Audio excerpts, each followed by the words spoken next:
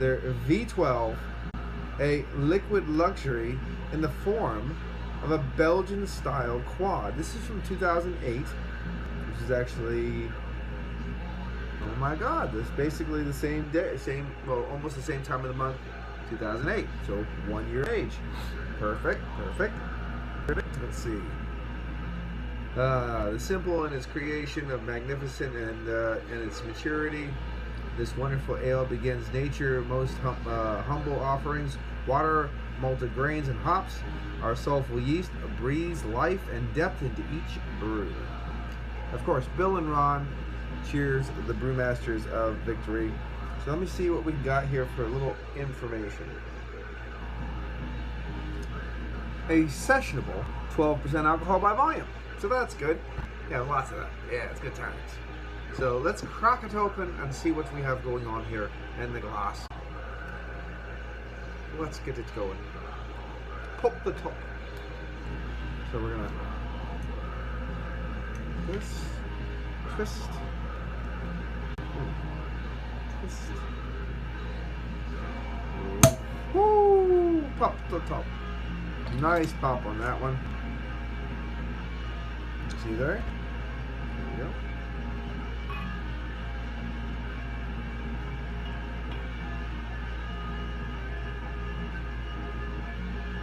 Alright, pouring out beautifully.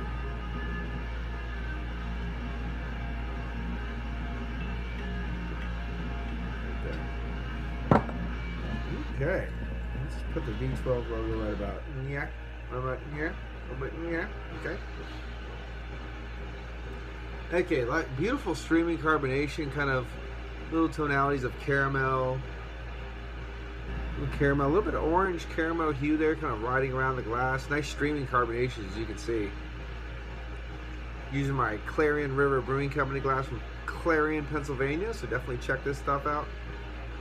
Check them out if you're in the western part of the state.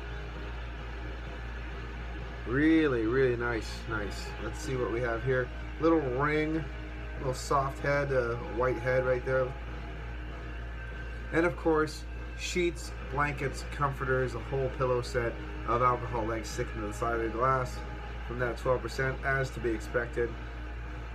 That's nice. So, here we have it. Nice 12% quad to start the day, or end the day actually. So let's give it a go. Cheers. Let's get an aroma.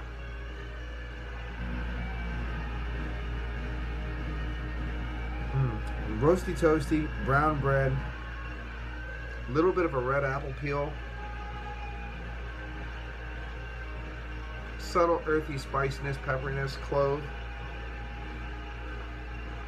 just a lovely toasted bread quality. Something with a little brown sugar and a hint of raisin mixing with that nice little red apple peel kind of fleshiness. All right, let's do it. Cheers.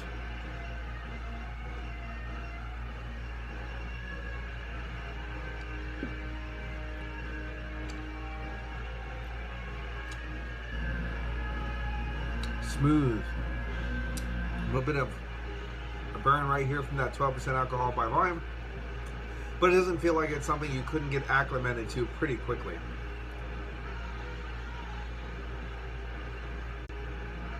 Well, cheers.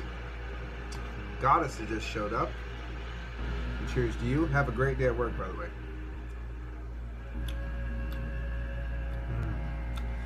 Real brown bread. Real brown bread, toasted grains going on there. A little bit of earthiness, spiciness, a little bit of clove. There's a little hint of caramel moving through there. A little brown sugar too.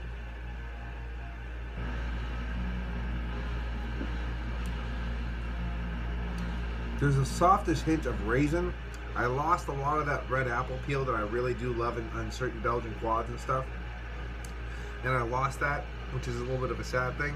But it's a real malt-driven bomb. Lots of breadiness, lots of toasted grains, lots of nice spicy, peppery, clove kind of qualities.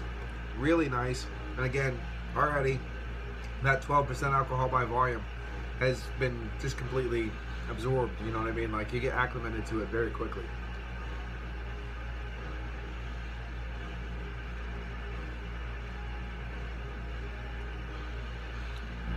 there still is time for this to age, to change.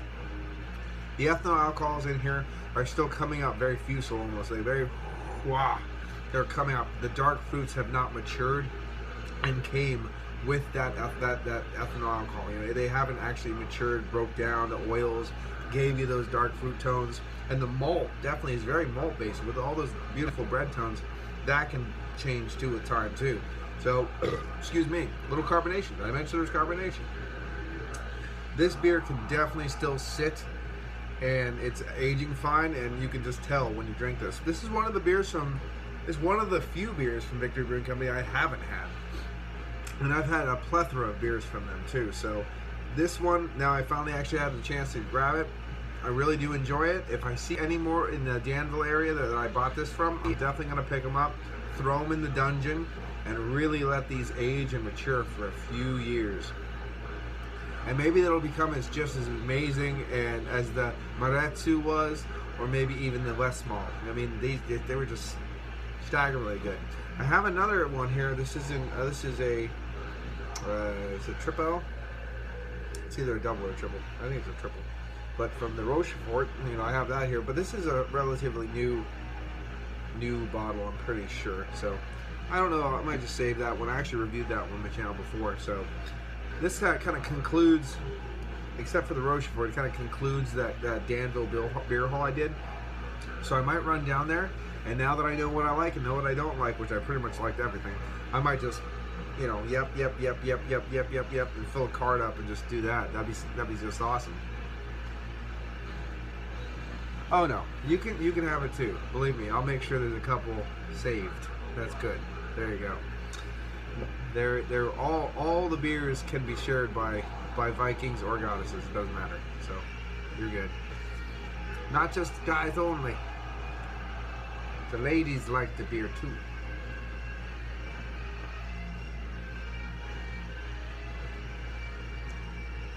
It is amazing how easily you can acclimate yourself to a 12% beer.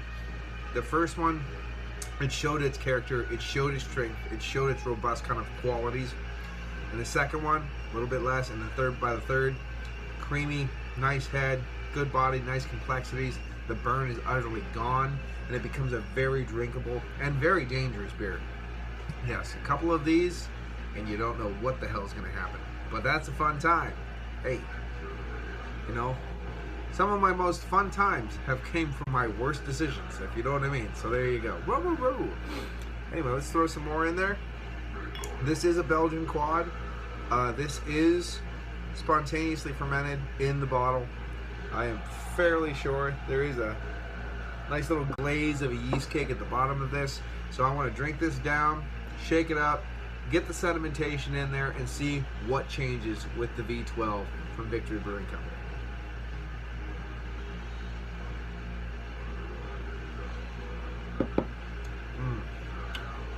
But of course, you know, I have to go through all this effort and drink all this beer just so I can get the rest of it in. Such a shame. That is a bitch.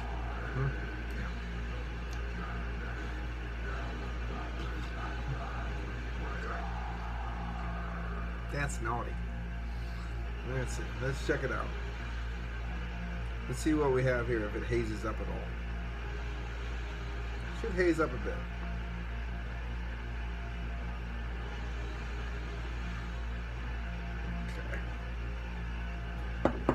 Because the first time I showed it to the camera, it was basically clear for years, if you know what I mean. It's just absolutely crystal clear. Now we have a beautiful little active live yeast, spontaneous sedimentation right here. After all, nicely too, very nicely even. Very there's no chunks, there's no sedimentation that is kind of floating in there. Everything is just suspended in dust. It's just beautiful, beautiful orange hues there up to the light. A beautiful, evenly distributed haze, for sure. So that's a beautiful looking beer right there. Let's see how much. I'm assuming some of the clove and some of the breadiness is kicked up, so we'll find out. Cheers.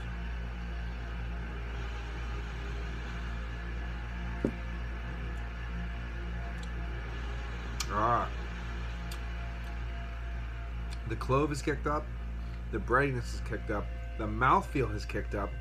and there's a little bit of something in there, excuse me, that's reminding me of a hint, a very soft hint of mixing in with that clove of a little star anise, a little bit of that black licorice quality, but very subtle and very enjoyable.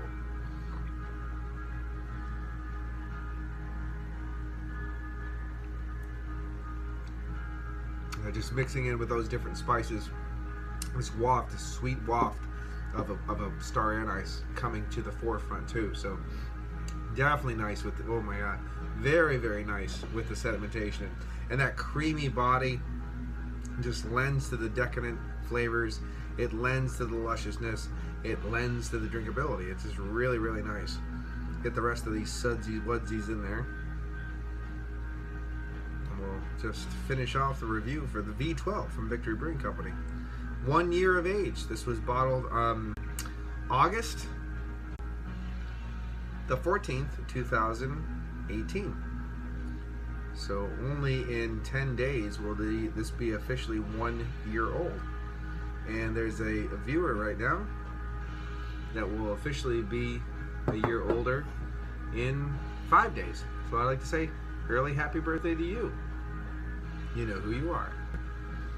Oh, I bet you are thirsty too, because when I watch beer reviews, I get thirsty too. So I can only imagine. But you have to go to work, so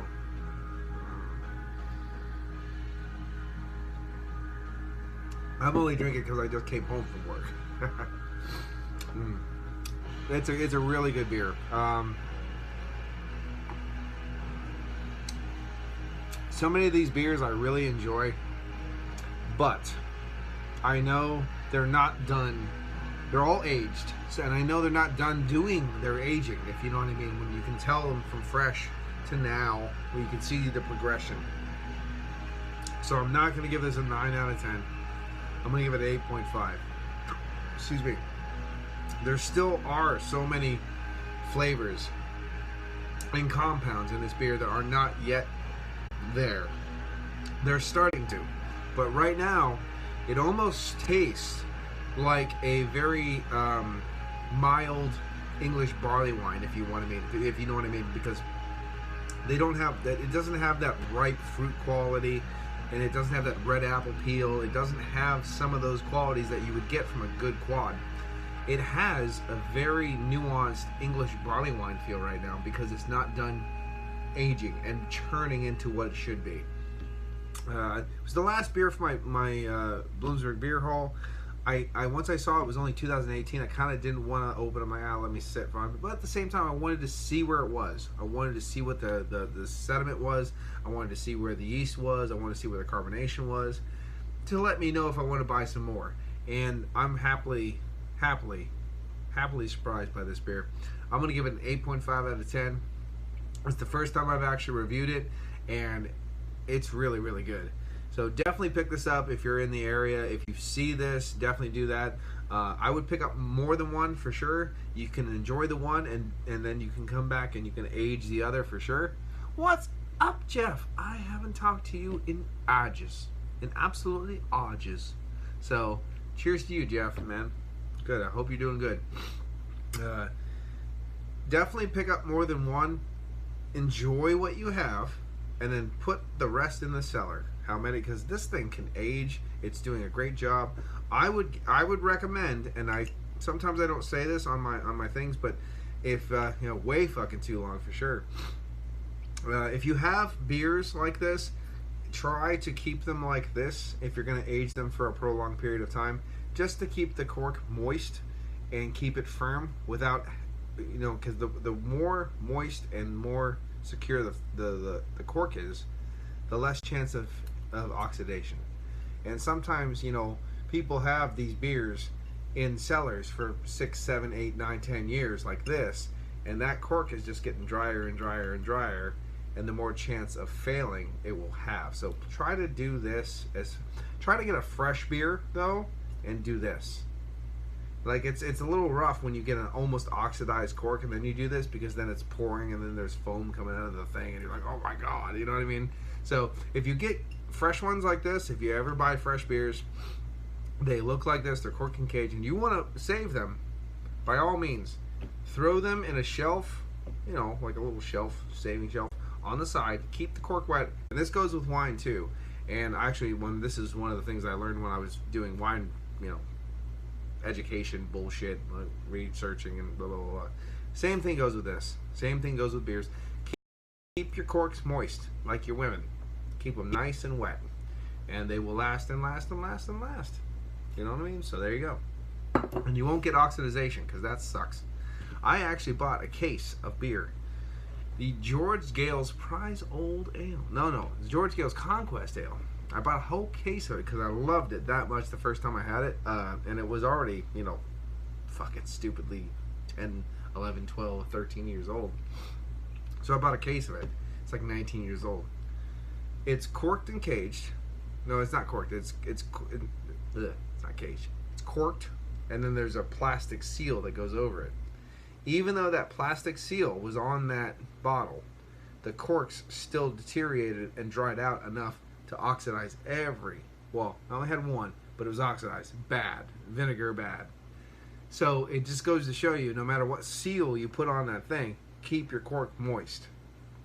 Keep your cork moist, boys.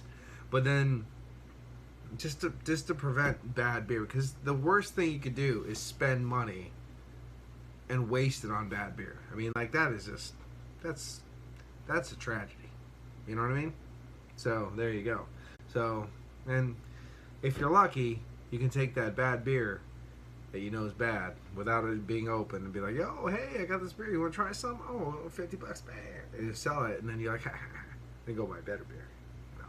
And then the tragedy is avoided on you, on them. Haha.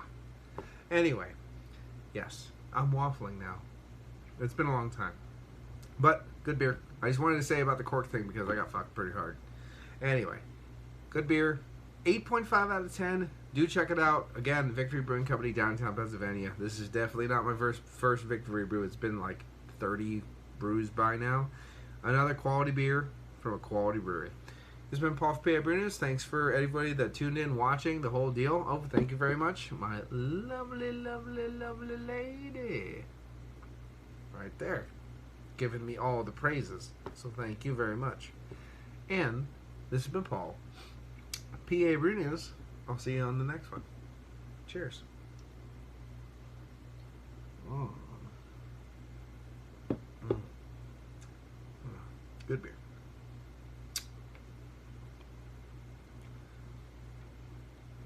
No, bad beer equals Brazilian beer. I'll check some stuff out. I'll swing down to Brazil. I'll check some breweries out, and I'll see what I think about Brazilian beer. I don't want to write off the whole fucking goddamn country in 5 seconds, but I will definitely check some Brazilian beer reviews and things like that in breweries, and I might have to take a trip, like, you know, like, oh, well, you fly in here, but the brewery that actually makes good beer is way the fuck over here. And I'm willing to make that trip just to find good beer in every country. And I'm sure Brazil does make some fine beer. You just have to know where to fucking go. So definitely that's going to happen. This has been Paul from PABrewNews. Sorry again, I had some comments. I love comments. I love people interacting. That's why I was so sad when YouTube took the stream was away. That's why I was happy when Mobcam came and got my streaming back. So I'm very, very happy about that. But anyway, this has been Paul from PABrewNews. Cheers. Watch that finger. It's coming.